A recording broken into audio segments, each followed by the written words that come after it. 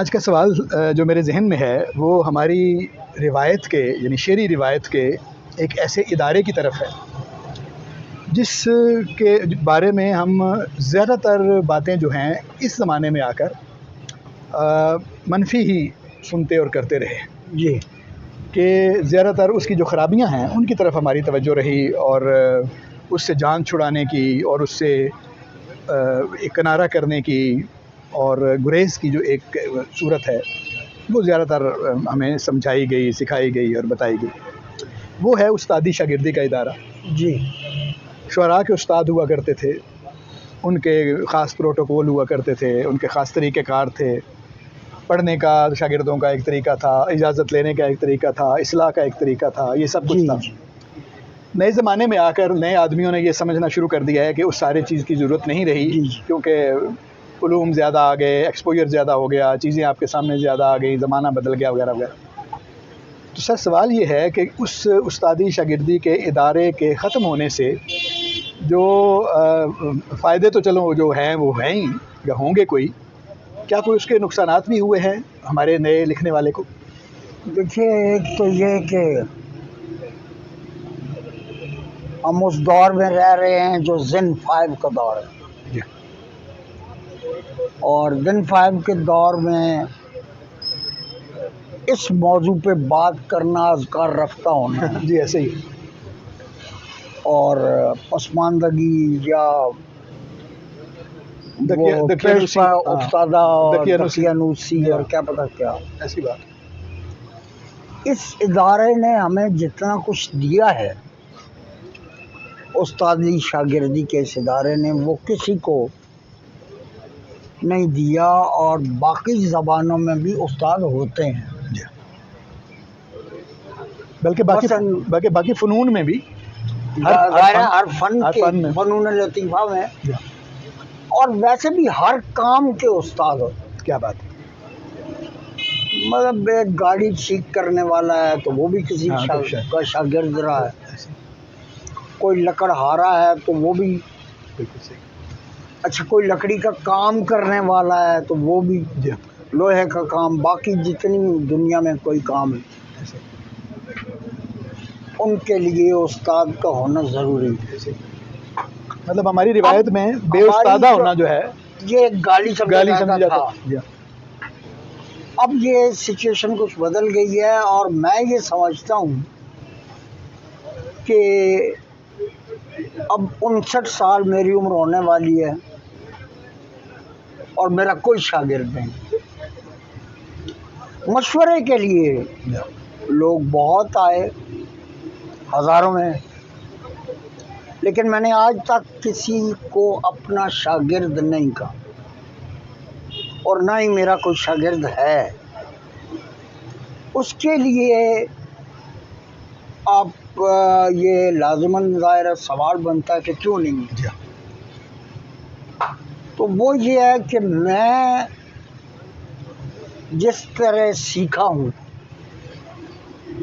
Doctor احسان اکبر سے شروع کر کے، مظفر علی سید سے شروع کر کے، اور اگر ان سے بھی پہلے تجوید جن سے میں نے پڑھی ہے، سید چراغ علی شاہ صاحب ماشاءاللہ، اور ناظرہ جن سے پڑھا ہے مولانا حسین الدین شاہ صاحب،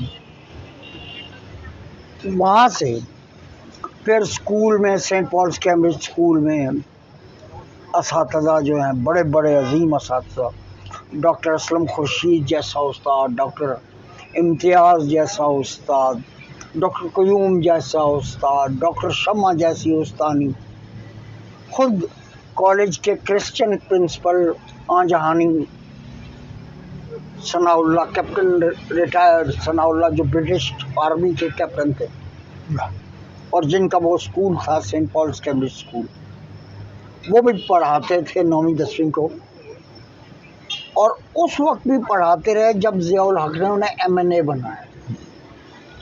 تو وہ اسمبلی کا جلسہ چھوڑ دیتے تھے، لیکن اپنے 9th اور 10th کے اسٹوڈنٹس کو پڑھاتے تھے۔ کیا بات، ہم نے ان کا ایک نام رکھا ہوا تھا تایا، بہت خوبصورت شخصیت کے مالک، گرے ہیئر اور بڑے اگرچہ قد جسمانی طور پہ اتنا نہیں، لیکن کیا انگریزی تھی اور کیا بات، اور اس اسکول کی کیا بات، جو کچھ ہم نے اس وقت 8ویں 9ویں 10ویں میں پڑھا وہ اب M Phil P H D میں پڑھایا ہے۔ اچھا میں خوش قسمت ہوں، میرا حافظہ بہت اچھا ہے، ایک فوٹوگرافک میموری ہے۔ تو یہ جو ادارہ ہے استادی شاگردی کا، اس نے مجھے فائدہ یہ دیا کہ جن جن لوگوں کی صحبت اٹھائی ہے میں نے، جن کی آنکھیں دیکھی ہیں،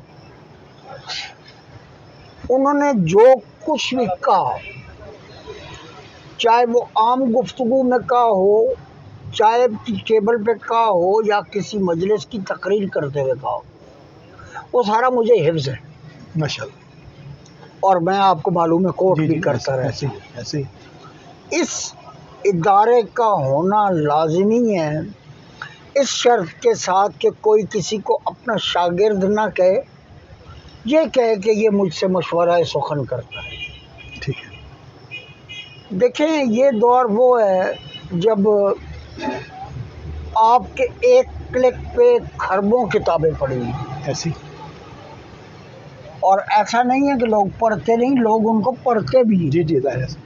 اس ادارے کا ہونا کسی نعمت سے کم نہیں ہے، اور ایسے لوگ ضرور ہونے چاہیے ایک طالب علم کی نظر میں جن سے وہ مشورہ سخن کر سکتا ہے، شعر کے حوالے سے، نثر کے حوالے سے بھی، نقد ادب کے حوالے سے بھی، اور بھی۔ اچھا یہ ضرور ہوتا ہے بعض اوقات، اور یہ مجھے یاد آتا ہے صاحب تبریزی کا شعر، کسی ظاہر غصے کی کیفیت میں کہا ہو، از ادب صاحب خموشم ورنہ در ہر وادیے، رتبہ شاگردی من نیست استاد مرا۔ تو یہ انسٹیٹیوشن اتنا اہم ہے کہ یہ ایک تہذیب کی حفاظت کرتا ہے، بالکل صحیح۔ اور وہ تہذیب صرف شعر کی یا نثر کی نہیں ہے۔ ٹھیک ہے کہ شاعری تہذیب کاری ہے اور تنقید تہذیب خوانی ہے، جیسے میں کہتا آیا ہوں۔ جی تو اس ادارے کی مشکلات اس زمانے میں سمجھ آتی ہیں۔ ابھی ڈاکٹر صاحب تشریف لائے تھے، ڈاکٹر علی کمیل قزلباش، وہ استاد ہیں، فارسی کے کیا کہنا چاہیے آموزگار ہیں۔ تو ظاہر ہے کہ وہ بھی کسی کے شاگرد، ایسے ہی اور آپ ہزاروں ان کے شاگرد جو ان سے فارسی پڑھتے ہیں، ہم جیسے طالب علم بھی جی میں خود بے شک ان سے پڑھیں نہ پڑھیں سیکھتے ضرور، سیکھتے ہیں۔ ویسے مجھے تو جب تو کبھی یہ وہ مشکل زمانہ درپیش ہوتی ہے میں ان سے رجوع کرتا ہوں۔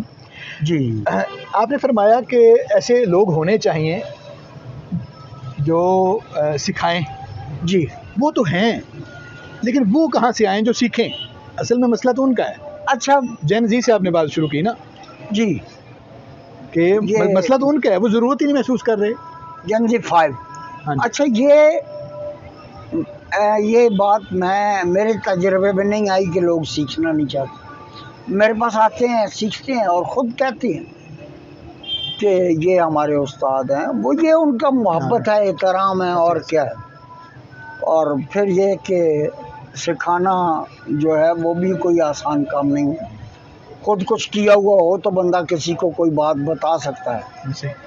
ہاں وہ ایک لفظ ہے انگریزی کا اوپینین کیریئرز، جس کو ہم رائے گیرے کہتے ہیں، کہ کسی دوسرے کی زمانے میں اٹھائی گیرے ہوتے تھے تو اب رائے گیرے ہیں، جی ہاں، کہ کسی دوسرے کی رائے اٹھا کر ادھر سے سن کے آیا ادھر اپنے نام سے سنا دیا۔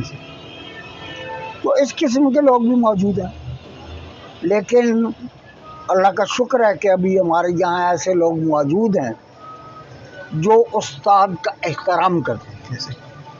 اگرچہ امریکہ یا باقی جو انگریزی ممالک ہیں یا فرانسیسی ہیں یا جرمن ہیں یا جاپان کے لوگ، وہ کہتے ہیں کہ ہم نے تو پیسے دیے اور بھائی ہم نے یا تو professional اس جو ہے کام کہ کے جو- لیے وہ کیا ہے اور استادی کچھ نہیں ہوتی. ایسے لیکن یہاں یہ نہیں چل. اس کی وجہ یہ ہے اور اس پہ شکر بھی کرنا چاہیے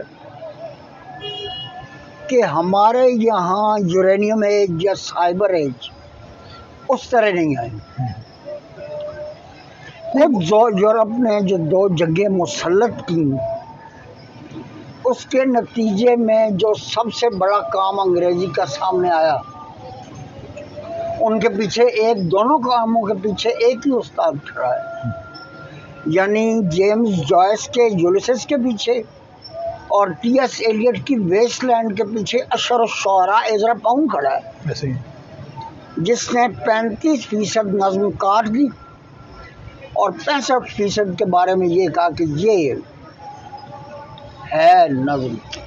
لیکن آپ نے فرمایا یہ بالکل صحیح ہے کہ مطلب یورانیم ایج تو نہیں آئی یا جو سب کو سائبر ایج اس طرح سے نہیں آئی، لیکن یہ جو اس کا اثر ہے جی جی کہ استاد سے دور ہونا یا اس کی ضرورت محسوس نہ کرنا، اس کو تو ہم نے بڑی جلدی اختیار کر لیا ہے. وہ اس کی وجہ یہ ہے کہ کوئی بھی کنزیومر کنٹری جو ہے نا، جب کوئی چیز اس میں آتی ہے تو وہ سستی ہو جاتی ہے. میں نے کہا کہ خربوں صفحات ہمارے نیٹ پہ پڑے. اب یہ دیکھیں کہ ان سے استفادے کی صورت کیا ہے اور کتنے فیصد ہے، تو مشکل ہے شاید 1% ایک بنتا ہو. ایسے ہی لوگ نہیں نہ دیکھتے وہ بھی کوئی کرتے نہیں. دیکھتے بھی نہیں ہیں.